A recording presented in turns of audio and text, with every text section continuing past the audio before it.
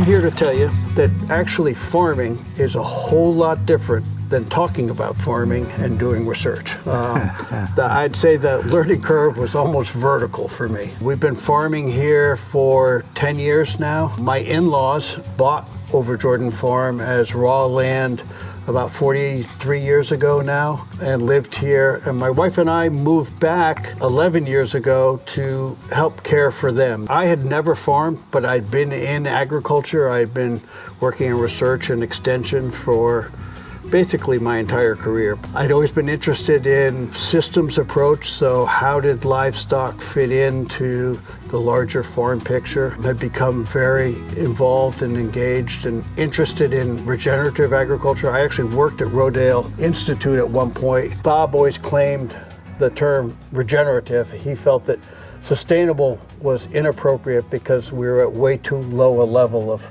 productivity and environmental health. And so we needed to regenerate the systems.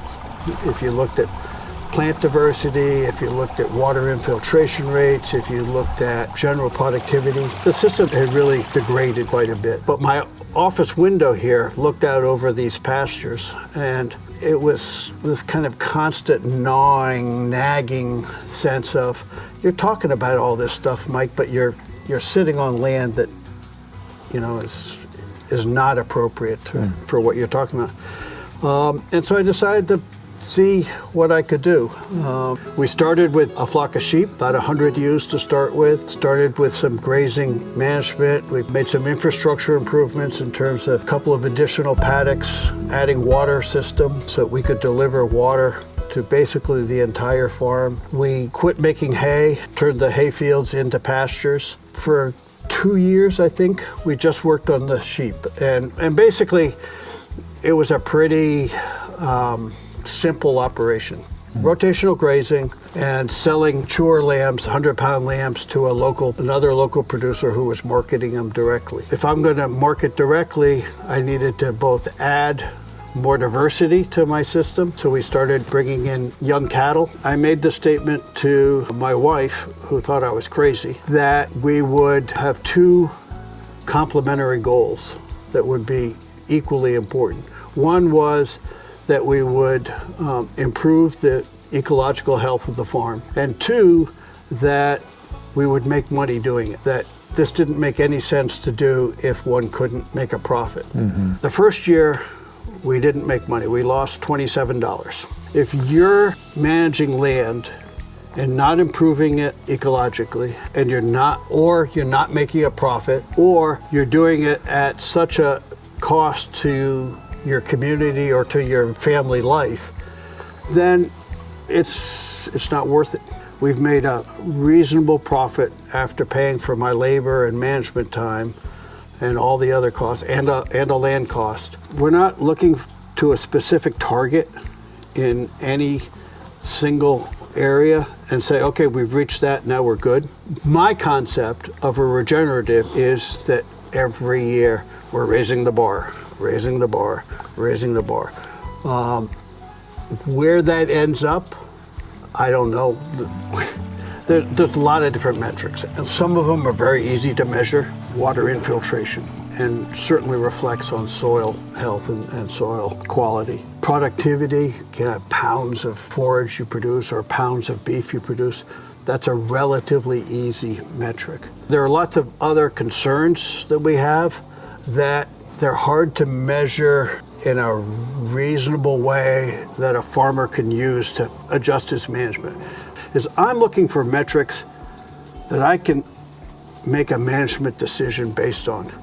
If you tell me that my ratio of fungi to bacteria is X to 1 or something, really interesting potentially from a research point of view, but I have no idea what is the target I should have, and two, what I can do to really change that. We work with a lot of partners. I think the secret to any success I've had has been inviting a lot of people on the farm and picking their brains and having them do research in some cases. So we've worked with Virginia Tech, with Piedmont Environmental Council, we've worked with Virginia Working Lands. We've worked with American Farmland Trust. You know, that's the million-dollar question.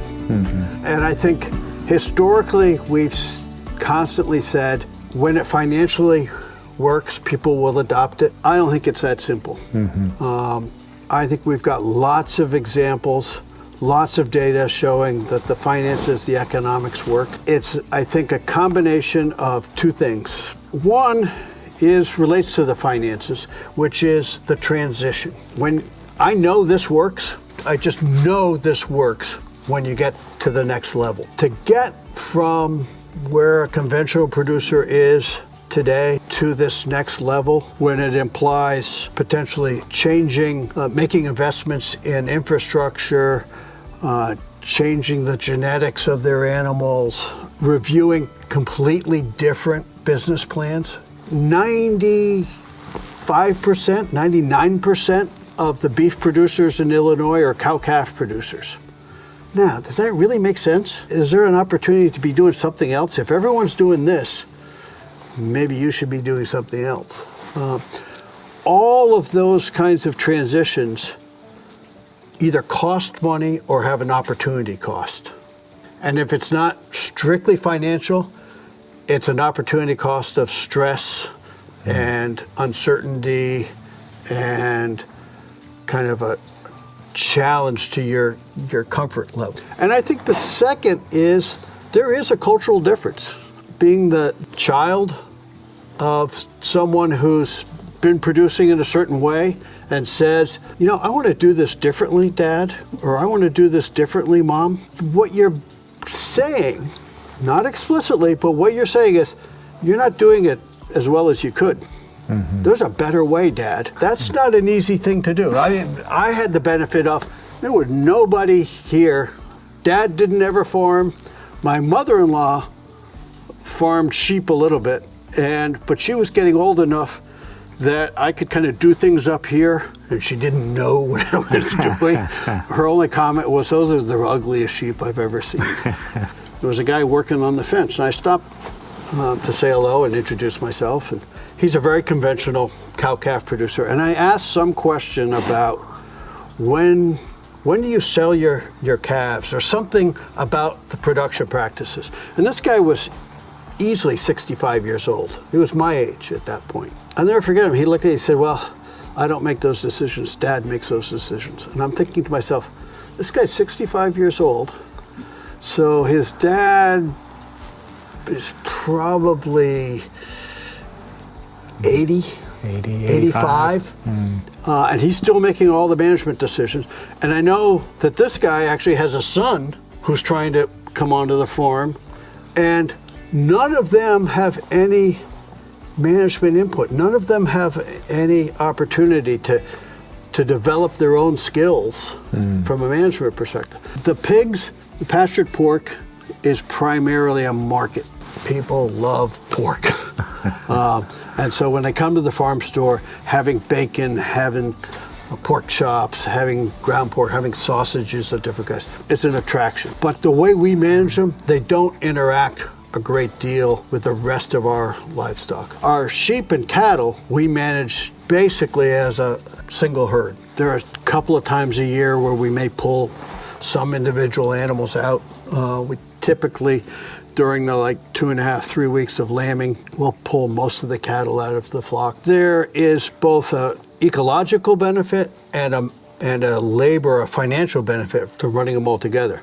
From a production point of view, there's a huge benefit because the two biggest challenges in sheep production are internal parasites and predators. Having cattle and sheep grazing together reduces those challenges for sheep. The parasites for sheep are unique to sheep. They're not the same as the parasites for beef. So when the larvae start to grow in the field and are going up the grass stem to be re-ingested and eaten by the animal, in this case the sheep, and developing into adults, if they're eaten by a beef animal, that's a dead end. They don't develop. And similarly, the beef parasites don't develop in the sheep. In essence, you think you have roughly the same amount of livestock in terms of amount of grass being consumed. You've effectively halved the reingestion rate, the reinfection rate in the sheep. That's a huge plus. Our management practices have an objective or a goal of improving biodiversity. Maximizing to me implies you're going to go all out here with potentially a cost over here, but definitely improving biodiversity, both from the plant side and just the way you manage grazing has a huge impact on that. I will say we have done some annual forage crops as part of our regeneration practices to regenerate a field. This summer, for instance, we had an annual mix of sorghum Sudan, millet, cowpea, rape, sun hemp.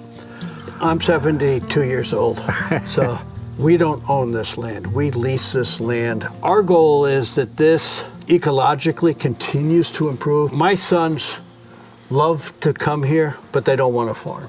I mean, they're off doing their own thing. I'm not passing this business on to a child, but I have had the great opportunity having a young woman come who is a local, who a family never had the resources to own a piece of land and to farm at any scale. And we're in the process of building the business to a point where she can actually buy that business. She's not going to buy the land, but she can buy the business. And so where I'd like to see this in 10 years, if I was still alive in 20 years, I'd love to see a young family managing this business, living on this land, contributing to the community.